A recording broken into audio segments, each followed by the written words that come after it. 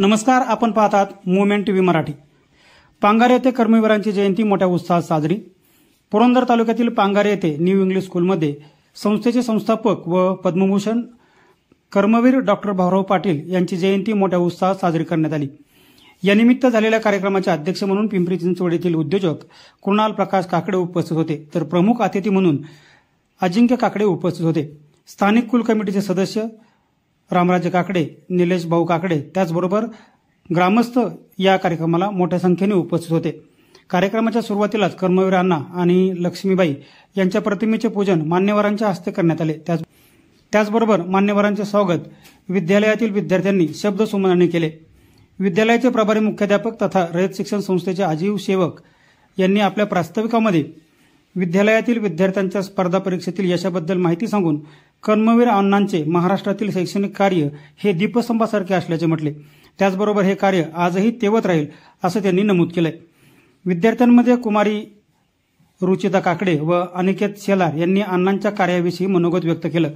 रामराजे काकडे यांनी आपले मनोगत व्यक्त केले। कर्मवीर जयंतीनिमित्त विद्यालयात निबंध व वक्तृत्व स्पर्धेत यश मिळवलेल्या विद्यार्थ्यांना प्रमाणपत्र व गुलाब पुष्प देऊन गौरवण्यात आले। मान्यवरांचा परिचय विद्यालयातील उपशिक्षक विजय पिलाने यांनी करून दिला। त्याचबरोबर कार्यक्रमाचे सूत्रसंचालन गोरक्ष भोसले यांनी केले, तर आभार भास्कर उचाळे यांनी मानले। मुवमेंट टीव्ही मराठीसाठी अशोक कुंभार, पुरंदर। सुगंध मात्र देतात, फुले सुकली जरी सुगंध मात्र देतात, कार्य मोलाचे असते म्हणून तर आठवणी येतात, कार्य मोलाचे असते म्हणून तर आठवणी येतात। गुढीपाडव्याचा सण होता, वहिनींना त्या अंधाऱ्या रात्री आपला काळ दिसत होता। त्यांनी भाऊरावांना जवळ बोलावले आणि म्हणाल्या की मला माझा काळ जवळ दिसत आहे। संस्थेतील काही मुलांनी मला खांदा द्यावा आणि उद्या गुढीपाडव्याचा सण, मुलांना गोडाधोडाचं जेवण करा। एवढं बोलून त्या माऊलीने आपले डोळे मिटले।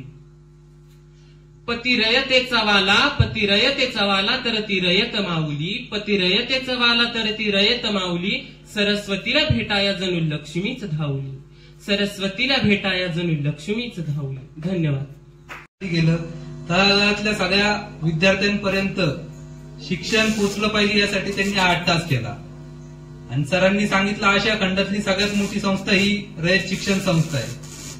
जर विचार करा, फक्त कर्मवीर भाऊराव पाटील हे आपल्या महाराष्ट्रात नसते जन्माला आले, दुसऱ्या राज्यात जन्माला आले असते तर आज आपले काय हालत झाले असते। आपण बघत असताना दुसऱ्या राज्यातले ज्यांचे आता कर्मवीर भाऊराव पाटलांचे उपकार मानायला लागतील, त्यांच्यामुळे आपले आई वडील शिकले तरी त्याच्यानंतर ते शिक्षणाची